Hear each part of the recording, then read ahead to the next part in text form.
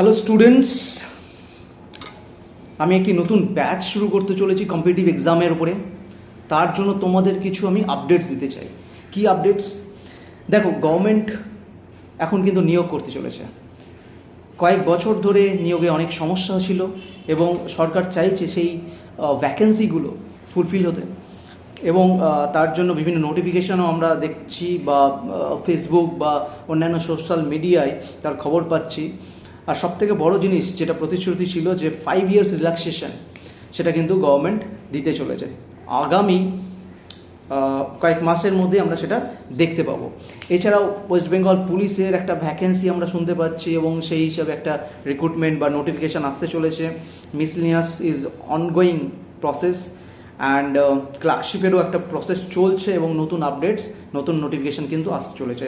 Group D, West Bengal group D, যেটা অনেক দিন ধরেই নিয়োগ হয়নি, সেটারও কিন্তু আসতে চলেছে। সবথেকে বড় কথা যেটা 5 ইয়ার্স ইলেকশন, সো যারা অনেক সময় ধরে অনেক প্রিপারেশান নিচ্ছে, হয়তো কোনো কারণে কোনো